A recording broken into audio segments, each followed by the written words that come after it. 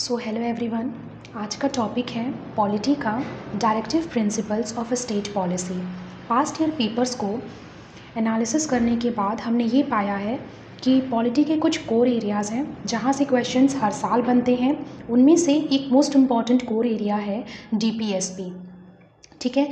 सो इस वीडियो में आपको जितने भी आर्टिकल्स हैं जो directive principles of state policy के अंडर आते हैं, ठीक है, वो मैंने बहुत अच्छे से निमोनिक्स के साथ आपको शॉर्ट ट्रिक्स बताते हुए बहुत ही कॉम्पैक्ट फॉर्म में याद कराने की कोशिश की है।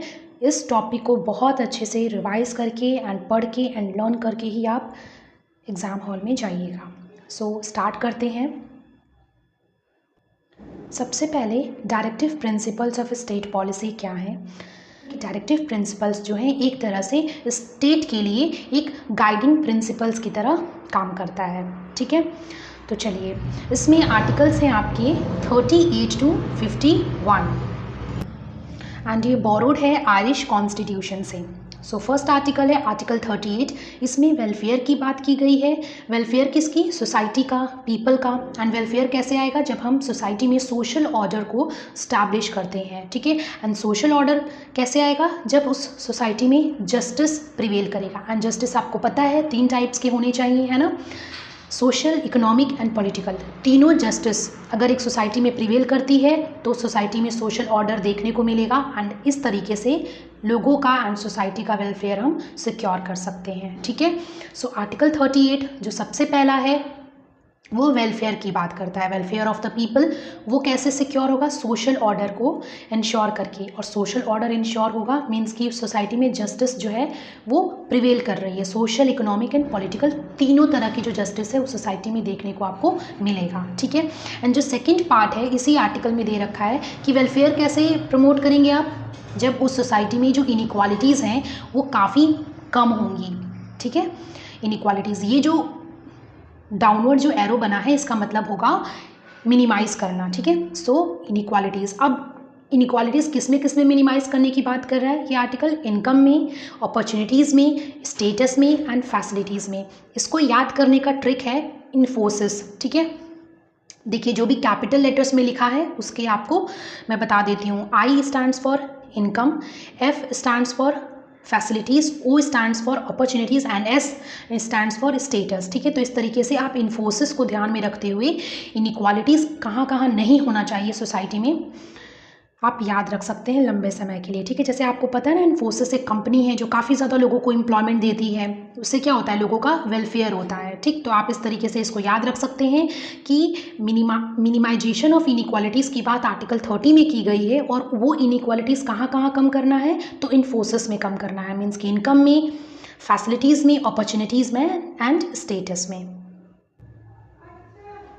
सो अब है आर्टिकल 39। ठीक है, 39। ठीक है, इसमें क्लॉजेस कितने हैं? 6। तो सबसे पहले आप याद रखिए कि आर्टिकल 39 में कितने क्लॉज हैं? 6 हैं। इसको याद रखने का ट्रिक है कि 9 में से जब आप 39 है ना तो इस 9 डिजिट से जब 3 माइनस करेंगे तो 6 आएगा। इस तरीके से आप याद रख सकते हैं कि आर्टिकल 39 में 6 क्लॉज हैं। ठीक है, अब देखिए क्लॉज नंबर 1 में है लाइवलीहुड फॉर ऑल। सबके पास जीविका का समान अवसर होना चाहिए। इक्वल डिस्ट्रीब्यूशन किस चीज़ का? मटेरियल्स का। क्यों? For common good. ठीक है, समाज में जितने भी मटेरियल्स हैं उनका इक्वल डिस्ट्रीब्यूशन होना चाहिए ताकि हम एक कॉमन गुड की तरह बढ़ सकें। ठीक है, सबका ही भला हो, है ना? एंड नेक्स्ट है कंसंट्रेशन ऑफ वेल्थ। ठीक है, किसी भी समाज के किसी भी एक वर्ग के पास ही सारा धन संचित ना हो। ठीक है, उसको हमें कम करना है। नेक्स्ट है equal pay for main and women for equal work. एक तरह के काम के लिए मेन एंड वीमेन दोनों को ही एक तरह की सैलरी या पेमेंट या वेज मिलना चाहिए। ठीक है, उसके बाद है इम्प्रूव करना। ठीक है, ये अपवर्ड एरो का मतलब है इम्प्रूवमेंट। ठीक है, या प्रमोट। तो health and strength of workers and children. देखिए दोनों की बात की गई है, वर्कर्स की भी एंड चिल्ड्रन की भी, क्योंकि आप कई बार देखते होंगे कि जो चिल्ड्रंस होते हैं वो भी कई जगह एम्प्लॉयमेंट में दिखते हैं। ठीक, तो health and strength of workers. And next है अपॉर्चुनिटीज़ किस चीज़ की? Healthy development of children. ठीक है, तो आप इसको ऐसे याद रख सकते हैं जैसे इन्फोसिस का आपने आर्टिकल 38 में याद किया तो इन्फोसिस में ऐसे देखा जाए तो सभी वर्कर्स ही हैं, तो आर्टिकल 39 को भी आप वर्कर्स से रिलेट करके लंबे समय तक याद रख सकते हैं। जैसे कि पहला है क्लॉज ए में लाइवलीहुड फॉर ऑल, है ना, सबको जीविका का एक समान अवसर मिलना चाहिए, ठीक है। अब उन्हें जीविका का अवसर कब मिलेगा? जब समाज में जितने भी मटेरियल एंड रिसोर्सेज हैं वो इक्वली डिस्ट्रीब्यूटेड हैं, ठीक है, जिससे समाज में जितने भी वर्ग हैं उन सबका एक समान विकास हो सके, ठीक। नेक्स्ट है, तो जब इक्वल डिस्ट्रीब्यूशन होगा, तो इक्वल डिस्ट्रीब्यूशन है इसका मतलब क्या है कि किसी भी एक वर्ग के पास जो धन है वो संचित नहीं है, ठीक है। वेल्थ तो किसी भी फॉर्म में हो सकता है ना, चाहे आपके पास प्रॉपर्टी हो, आपके पास पैसा हो, किसी भी तरह के तरीके से, ठीक है। तो जीविका का समान अवसर और उसके लिए जो इक्वल डिस्ट्रीब्यूशन ऑफ मटेरियल्स हैं उनका होना बहुत ज़रूरी है। और इक्वल डिस्ट्रीब्यूशन तो तभी होगा जब किसी एक वर्ग के हाथ में ही पूरा पूरा धन या वेल्थ या पैसा संचित नहीं होगा। और इसके बाद क्या होगा? इक्वल पे मिलेगा, है ना, इक्वल पे मिलेगा एक जैसे काम के लिए। और जैसे ही इक्वल पेमेंट मिलेगा तो वो जो वर्कर है वो अपने हेल्थ और अपनी स्ट्रेंथ दोनों पे ही ध्यान दे सकता है और अपने बच्चों के भी हेल्थ एंड स्ट्रेंथ पे ध्यान दे सकता है ना, अपने स्वास्थ्य और अपने बल। और जैसे ही उसका हेल्थ और स्ट्रेंथ अच्छा होगा वो उसके पास बहुत सारी अपॉर्चुनिटीज़ आएंगे जिससे कि वो हेल्दी डेवलपमेंट कर सकता है अपने बच्चों का। तो यहाँ पे ध्यान रखिएगा कि अपॉर्चुनिटीज़ है for the healthy development of children, not for the workers, ठीक है, ये याद रखिएगा, ठीक।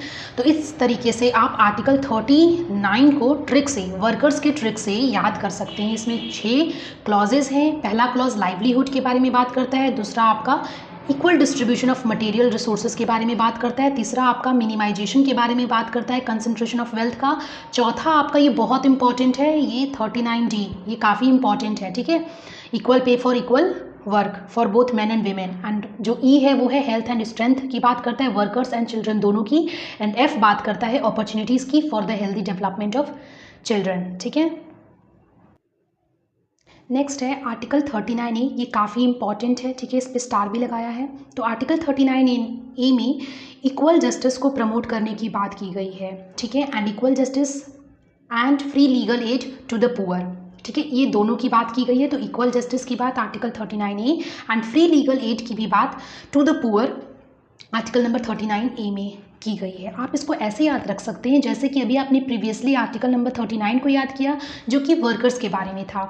तो जैसे ही आपने देखा कि वहाँ पे इक्वल पेमेंट की बात की जा रही है, इसका मतलब वहाँ पे जस्टिस की बात की जा रही है ना, तो उसके जस्ट नेक्स्ट वाला जो आर्टिकल होगा उसमें आपसे आप रिलेट कर सकते हैं कि जब 39 में वर्कर्स की इक्वल पेमेंट की बात हो रही है, इट मीन्स कि 39A में जस्टिस है ना, उसके बाद क्या हुआ, जस्टिस मिल गया, तो इक्वल जस्टिस की बात की गई है, देखिए। एंड जस्टिस भी जो पुअर पीपल हैं वो हायर नहीं कर सकते हैं क्योंकि जस्टिस इतना अफोर्डेबल नहीं होता है ना, तो इसीलिए जो लीगल एड है वो सारे पुअर पीपल को फ्री में मिलना चाहिए, ठीक। तो 39A जो है वो आप इस तरीके से रिलेट कर सकते हैं कि to promote equal justice and free legal aid to the poor. Next article है आर्टिकल 40, ये मोस्ट इंपॉर्टेंट है एंड काफ़ी बार बहुत सारे एग्जाम्स में पूछा जा चुका है, ठीक है। आर्टिकल 40 में विलेज पंचायत्स की बात की गई है ना, एंड उन विलेज पंचायत्स को नेसेसरी, ठीक है, पावर्स और अथॉरिटी मिलनी चाहिए जिससे कि वो यूनिट्स ऑफ सेल्फ गवर्नमेंट की तरह परफॉर्म कर सकें, ठीक। तो देखिए विलेज पंचायत्स को अगर आप पावर्स और अथॉरिटीज़ नहीं देते हैं तो फिर उसका अस्तित्व का ही खनन हो गया है ना। तो इसीलिए विलेज पंचायत्स को पावर एंड अथॉरिटीज़ मिलनी चाहिए जिससे कि वो लोकल सेल्फ गवर्नमेंट की तरह फंक्शन कर सके। इसको याद रखने का ट्रिक है कि जब आप 4 और 0 दोनों डिजिट को ऐड करेंगे तो आपको 4 मिलेगा। एंड गांव में लोग सुबह सुबह 4 बजे ही उठ जाते हैं, तो इस तरीके से आप याद रख सकते हैं। And unit of self government को village panchayat units of self government की तरह फंक्शन करे। इससे आप याद रख सकते हैं कि जब गांव के लोगों को आप रूल्स रेगुलेशंस बताएं तो वो कहते हैं कि ये रूल्स रेगुलेशंस क्या होता है, हम तो खुद ही रूल करते हैं खुद को। तो ऐसे आप ध्यान रख सकते हैं ना कि विलेज पंचायत जो है सेल्फ गवर्नमेंट की तरह काम करें, ठीक। आई होप आपको इस तरीके से चीज़ें लॉन्ग टर्म के लिए रिटेन हो सकती हैं। नेक्स्ट है आर्टिकल 41, ठीक है। आर्टिकल 41 में बात की गई है राइट टू वर्क, एजुकेशन और पब्लिक असिस्टेंस की, ठीक है, कि सभी के पास पूरा बराबर अधिकार है वर्क का, एजुकेशन का और पब्लिक असिस्टेंस का। तो देखिए, वर्क, एजुकेशन, पब्लिक असिस्टेंस किन किन केसेस में चाहिए होता है? जब किसी के पास बेरोजगारी हो तो वो वर्क की डिमांड कर सकता है, ओल्ड एज है, सिक है, ठीक है, तो वो पब्लिक असिस्टेंस की डिमांड कर सकता है, डिसेबल्ड है तो वो पब्लिक असिस्टेंस की डिमांड कर सकता है ना, और एजुकेशन का भी डिमांड कर सकता है। ये आपके आर्टिकल 41 में दे रखा है। अब ये right to work, education, public assistance याद करने का ट्रिक है PWD, है ना, आपने पब्लिक वर्क्स डिपार्टमेंट सुना होगा, तो PWD से आप याद रख सकते हैं, right to public assistance, right to work, and ED से आप एजुकेशन, है ना, राइट टू एजुकेशन। ठीक, आर्टिकल है आर्टिकल 42, जिसमें humane conditions and maternity relief की बात की गई है। ठीक है, तो मैटरनिटी रिलीफ की बात की गई है ना। सो ये आर्टिकल 42 में है, ये काफ़ी इंपॉर्टेंट हो जाता है। इसको याद रखने का ट्रिक है कि 42 की एज में जितनी भी माँ होती हैं उनको रिलीफ मिल जाती है ना, आप, है ना, क्योंकि 42 की एज में बच्चे काफ़ी बड़े हो जाते हैं, तो इस तरीके से सभी माँओं को 42 की एज में रिलीफ मिल जाती है। ये सिर्फ आपको याद कराने का ट्रिक है। ठीक है, नेक्स्ट है आर्टिकल 43। देखिए, आर्टिकल 43 में भी वर्कर्स की बात की गई है। ठीक है, वहाँ पे बात की गई है लिविंग वेज की। लिविंग वेज से क्या होगा? डिसेंट स्टैंडर्ड ऑफ लिविंग उनके पास आएगा, और अगर डिसेंट स्टैंडर्ड ऑफ लिविंग आता है तो उनके पास सोशल एंड कल्चरल अपॉर्चुनिटीज़ मिलेंगी। ठीक, देखिए, वेज एंड लिविंग वेज में क्या डिफरेंस है? लिविंग वेज मीन्स होता है कि किसी भी वर्कर को जो उसकी सैलरी या जो उसकी पेमेंट मिलती है उससे वो अपनी बेसिक नेसेसिटीज़ को पूरा करके अपनी लाइफ की जो लाइफस्टाइल जो है उसमें थोड़ा सा वो इन्हांस कर सके, उसी को बोलते हैं लिविंग वेज। ठीक है, सो आप इसको कैसे याद रख सकते हैं? जब आप 4 और 3 को प्लस करेंगे तो 7 आएगा, और वर्कर्स हमेशा साथ साथ काम करते हैं, क्योंकि आर्टिकल 43 जो है वो पूरा का पूरा वर्कर्स पे बेस्ड है ना। उसमें उनकी लिविंग वेज की बात की गई है, जिससे कि उनका जो स्टैंडर्ड ऑफ लिविंग है वो इम्प्रूव हो सके एंड उन्हें सोशल एंड कल्चरल अपॉर्चुनिटीज़ मिले। ठीक, तो आप ऐसे याद रख सकें कि वर्कर्स जो हैं वो साथ साथ काम करते हैं। साथ मीन्स सात, सात कब आएगा? 4-3 को ऐड करके। और ये जो अगर आप पूछें कि आप मैम साथ तो और भी 2 डिजिट्स को ऐड करके आ सकता है, तो आपको पता है कि ये 38 से 51 आर्टिकल्स ही हैं, तो आप इस तरीके से ध्यान रख सकते हैं कि ये 40s की रेंज में आ रहा है, ये 30s की रेंज में आ रहा है, इस तरीके से। Next article is 43A। जैसे आपने 43 को पढ़ा कि वर्कर्स पे बेस्ड है, तो 43A भी वर्कर्स पे बेस्ड है। वहाँ पे उनकी लिविंग वेज और स्टैंडर्ड ऑफ लिविंग इंप्रूव हुई, तो जैसे ही उनकी living wage and standard of living improve हुई and social and cultural opportunities मिलनी शुरू हुई, तो उन वर्कर्स का जो पार्टिसिपेशन है वो बढ़ गया। कहाँ? इंडस्ट्रीज़ की मैनेजमेंट में। ठीक है, ऐसे ही बस याद कराने का ट्रिक है। तो 43A में क्या दिया है? Participation of workers in the management of industries. ठीक है, नेक्स्ट है आर्टिकल 43B। आर्टिकल 43B में कोऑपरेटिव सोसाइटीज़ के बारे में बताया गया है। ये भी काफ़ी इंपॉर्टेंट है। 43B आप याद रखिएगा कि कोऑपरेटिव सोसाइटीज़ के बारे में बात की गई है। ठीक है, कैसे होनी चाहिए कोऑपरेटिव सोसाइटीज़? तो उनका वॉलेंट्री फॉर्मेशन होना चाहिए। उनकी फंक्शनिंग कैसी होनी चाहिए? तो ऑटोनमस होनी चाहिए। ऑटोनमस मीन्स कि इंटरफेरेंस नहीं होना चाहिए उनकी फंक्शनिंग में, वो इंडिपेंडेंटली फंक्शन करें। ठीक है, एंड कंट्रोल कैसा होना चाहिए उन पर? डेमोक्रेटिक कंट्रोल होना चाहिए। ठीक है, एंड उनका मैनेजमेंट प्रोफेशनल मैनेजमेंट होना चाहिए। ठीक है, जिससे कि उनमें किसी तरीके का बायसनेस ना आए और वो इंडिपेंडेंटली फंक्शन कर सके। ठीक, तो कोऑपरेटिव सोसाइटीज़ के बारे में आर्टिकल 43B में दे रखा है। नेक्स्ट है आर्टिकल 44। आर्टिकल 44 में यूनिफॉर्म सिविल कोड के बारे में दे रखा है। इसको आप याद रख सकते हैं कि देखिए दोनों डिजिट्स सेम है, तो यूनिफॉर्म हुए ना 4-4। ठीक है, तो ये हो गया आपका यूनिफॉर्म सिविल कोड 44 में है। ठीक है, आर्टिकल 44 में है। नेक्स्ट है आर्टिकल 45। इसमें early childhood care and education के बारे में बात की गई है, उन सभी बच्चों की जब तक कि वो 6 साल की उम्र को अटेन ना कर लें। ठीक है, तो इसको याद करने का ट्रिक है कि 4-5 साल के बच्चों की केयर एंड एजुकेशन, है ना, तो 4-5 से आप 45 आर्टिकल याद रख सकते हैं। ठीक, तो early childhood care and education की बात की गई है, और कौन से बच्चों को? ये एज बहुत इंपॉर्टेंट है, until they attain the age of 6 years, तो ये है आर्टिकल 45। ठीक, 4-5 साल के बच्चों की केयर एंड एजुकेशन, आर्टिकल 45। ठीक, नेक्स्ट है आर्टिकल 46, जिसमें एजुकेशनल एंड इकोनॉमिक इंटरेस्ट को प्रमोट करने की बात कही गई है। किन किन सेक्शंस की? तो SCs की, STs की एंड अदर वीकर सेक्शंस की। ठीक है, तो educational and economic interest protect करने की बात की गई है आर्टिकल 46 में, ठीक है, इसी के बेस्ड पे। सो इसके याद करने का ट्रिक है, देखिए 4 और 6 को ऐड करेंगे तो 1 0 आएगा, 10 1 0 को ऐड करेंगे तो 1 1 मीन्स यूनिटी। तो यूनिटी समाज में तभी आएगी ना जब समाज के जितने वर्ग हैं उन सबका ही जो इंटरेस्ट है उसको प्रमोट किया जाए। तो इसको याद करने का ट्रिक ही हो गया 4 6 10 हो गया, 10 से 1 यूनिटी, है ना। यूनिटी तभी आएगी जब जितने भी सेक्शंस हैं उनकी एजुकेशनल और इकोनॉमिक इंटरेस्ट को प्रोटेक्ट किया जाए, ठीक। नेक्स्ट आर्टिकल है आर्टिकल 47। आर्टिकल 47 में बताया गया है कि जो भी ड्रग्स हैं एंड जो इंटॉक्सिकेटिंग ड्रिंक्स हैं उनके कंजम्पशन को प्रोहिबिट करना है, ठीक है। देखिए ये आर्टिकल 47 में दिया है। सो इसको याद करने का ट्रिक है AK-47। देखिए AK-47 गलत है क्योंकि इससे क्या प्रमोट हो रहा है, वायलेंस। तो उसी तरह ड्रग्स और जो इंटॉक्सिकेटिंग ड्रिंक्स हैं वो हम समाज में क्या वायलेंस ही एक तरह से प्रमोट करेंगे। तो ये याद रखने का ट्रिक हो गया।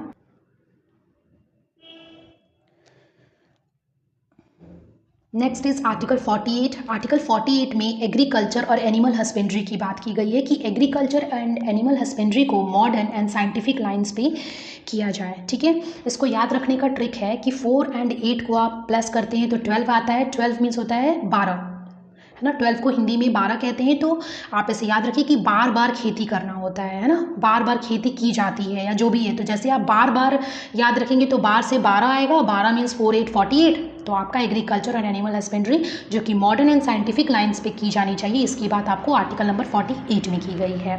नेक्स्ट है आर्टिकल 48A। 48A में देखिए जैसे यहाँ पे एग्रीकल्चर की बात की गई है तो हरियाली है ना, तो हरियाली के बाद फिर आपके दिमाग में क्या आता है, एनवायरनमेंट आता है, फॉरेस्ट आता है, और फॉरेस्ट में वाइल्ड लाइफ रहते हैं। तो अब जस्ट 48 के बाद 48A में याद रख सकते हैं कि एग्रीकल्चर के बाद just environment, forest and wild life की बात की गई है 48A में, है ना। इसका ट्रिक है फ्यू, है ना, क्योंकि पूछ सकता है कि उसमें 48 में क्या क्या मेंशन है। तो इन्वायरमेंट है, तो देखिए इन्वायरमेंट है, फॉरेस्ट है एंड वाइल्ड लाइफ है, ठीक है। जैसा कि आपको पता है कि इन्वायरमेंट काफ़ी डैमेज हो रहा है एंड फॉरेस्ट काफ़ी कुछ ही बच गए हैं ना, फ्यू से याद रख सकते हैं। नेक्स्ट आर्टिकल है आपका आर्टिकल 49। आर्टिकल 49 में प्रोटेक्ट करने की बात की गई है मॉन्यूमेंट्स को, ऑब्जेक्ट्स को, प्लेसेस को जिनका आर्टिस्टिक एंड हिस्टोरिक इम्पॉर्टेंस है और जो नेशनल इम्पॉर्टेंस की हैं, है ना। तो इसको याद रखने का ट्रिक है 4 + 9 13। सो आप ऐसे 13 से 13 याद रख सकते हैं। 13 मेरा नहीं करना है, सबको नेशनल इंपॉर्टेंस के प्लेसेस को, ऑब्जेक्ट्स को एंड मॉन्यूमेंट्स को प्रोटेक्ट करना है। तो 13 मेरा नहीं करना है, तो 13 से हो गया 13। 13 कब आ रहा है, 4 + 9, तो ये हो गया आपका 49 में मॉन्यूमेंट्स, ऑब्जेक्ट्स एंड प्लेसेस को प्रोटेक्ट करने की बात की गई है। उसके बाद है आर्टिकल 50। आर्टिकल 50 में जुडिशरी एंड एग्जीक्यूटिव को पब्लिक सर्विसेज में सेपरेट करने की बात की गई है ना।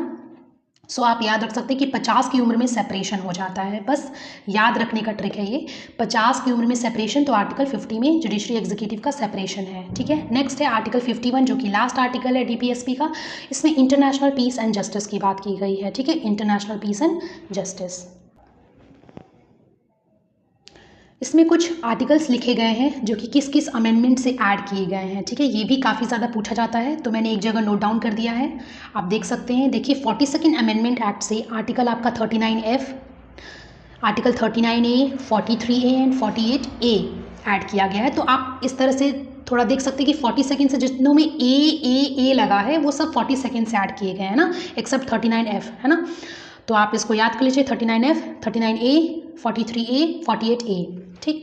एंड अभी जो आपने पढ़ा आर्टिकल 38 में जो मिनिमाइज करना था इनइक्वालिटीज़ को, कहाँ कहाँ, इन्फोर्सिस मीन्स की इनकम, फैसिलिटीज़, अपॉर्चुनिटीज़, स्टेटस में, वो आपके 44th अमेंडमेंट एक्ट 1978 से ऐड किया गया है, ठीक है। एंड अभी जो आपने कोऑपरेटिव सोसाइटीज़ जिसे आर्टिकल 43B में पढ़ा है उसे ऐड किया गया है 97th अमेंडमेंट एक्ट 2011 से, ठीक है। एंड जो आपने 45 आर्टिकल में देखा अर्ली चाइल्डहुड केयर, है ना, एंड एजुकेशन, वो 86th अमेंडमेंट एक्ट 2002 से उसमें कुछ चेंजेस लाए गए हैं, ठीक है। तो जो भी अभी आर्टिकल 45 में बताया गया है कि उन सभी बच्चों का चाइल्डहुड केयर एंड एजुकेशन जो 6 साल से कम है ना। तो ये जो कंटेंट है ये 86th अमेंडमेंट एक्ट से आया है और इसी एक्ट से जो एलिमेंट्री एजुकेशन है उसे फंडामेंटल राइट आर्टिकल 21A बनाया गया है। आशा करते हैं कि आपके लिए ये वीडियो काफ़ी हेल्पफुल रहा है एंड आप अपना रिस्पांस कमेंट सेक्शन में दे सकते हैं। और अगर आपको ऐसे वीडियोस हेल्पफुल लगते हैं तो ज़्यादा से ज़्यादा शेयर करें एंड चैनल को सब्सक्राइब करें। Thank you.